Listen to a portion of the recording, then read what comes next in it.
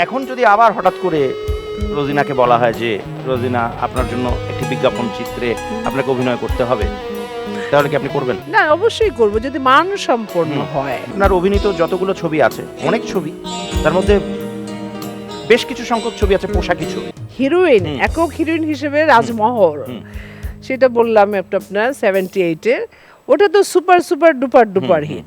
তারপর থেকে কিন্তু শুরু হলো আমাকে নিয়েই যত মনে করেন পোশাকি ছবি। এটা মনে হয়, আমার মনে হয় যে বাণিজ্যিক একটা চিন্তা ভাবনা ছিল, কিন্তু এটা মজা লাগে কি না লাগে সোজা কথা, আমি অভিনয় করে গেছেন। তার মাঝখানে কিন্তু আমি বিনি সুতার মালা, ওগুলোও করেছি। আচ্ছা, 2004 সালে আপনার একটা ছবি মুক্তি পেয়েছিল রাক্ষসী। হ্যাঁ, এটা আপনার বিপরীতে যিনি নায়ক ছিলেন তিনি আপনার থেকে বয়সে তৎকালীন সময় ছোটই ছিলেন। এখন ফেরদৌস ভাই বড় হয়ে গেছেন, আপনি ছোট হয়ে গেছেন।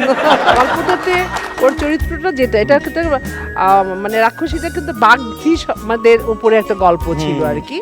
তোর গেটআপে মেকআপে আমার মনে হয় না যে আলাদা ধরনের জামা, আমি জানি না, আমার কাছে মনে হয়েছে আর কি। এই যে আচ্ছা, হ্যাঁ, ওই তোমার বোন ঠিকমতো আত্মহত্যা করতে পেরেছে তো? কি বলছে দাদা? আপা তো আত্মহত্যা করছিল না ভিতরে, তাহলে ভিতরে সে সাজুগুজু করছিল। সাজুগুজু করছিল কেন? রোজিনা ম্যাডাম আসবে এই কথা সে জানতে পেরেছে। এখন তার সামনে সাজুগুজু করে না আসলে জিনিসটা কেমন দেখায় না? আরে বাপ রে বাপ। তো আমার যে দুলা ভাই, বিশ্ববিখ্যাত দুলা ভাই আর ধলু আঙ্কেল, ওনারা কি জানেন বিষয়টা? না না, তারা এখনো জানে না, কারণ দুলা ভাই আর ধলু ভাই এরা দুজন বাজারে গিয়েছে তালা ভাঙা লোক নিয়ে আসতে। এরপর আমি যখন খবর পেয়ে গেছি, আমি আস্তে করে দরজা ধরেছি, আপা আপা টুকুস করে দরজা খুলে বলছে, হি কি রে ডাকছিস কেন? তখন বোঝা গেল। কিন্তু আপনি আমার কথাটা একটু আপিকে বলবো। আপি সিনেমা তৈরি করছে, সেজন্য আমার একটু বেশি দেরি গ্রান্ট করে, হ্যাঁ, গ্রান্ট শোতে সে যদি গ্রান্ট না করে। এবার দর্শক যারা আছেন তারা অনেকগুলো প্রশ্ন নিয়ে অপেক্ষা করছেন, আপনাকে কাছে পেয়েছেন। হ্যাঁ, আপনি বলুন।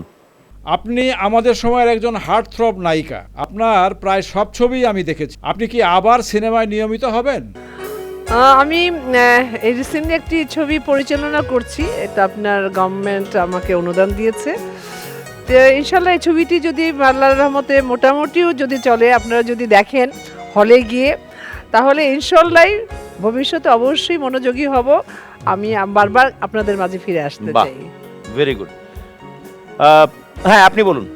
আপনার পরিচালিত ফিরে দেখা ছবিতে অনেকদিন পর ইলিয়াস কাঞ্চন এবং আপনি জুটিবদ্ধ হয়েছেন। কবে নাগাদ এই ছবি আমরা পর্দায় দেখতে পাবো? না, ইনশাল্লাহ এই বছরই আমি রিলিজ করব, অবশ্যই আপনারা দেখতে পাবেন। গল্পটি মুক্তিযুদ্ধের, আমি আশা করি আপনাদের ভালো লাগবে। Thank you.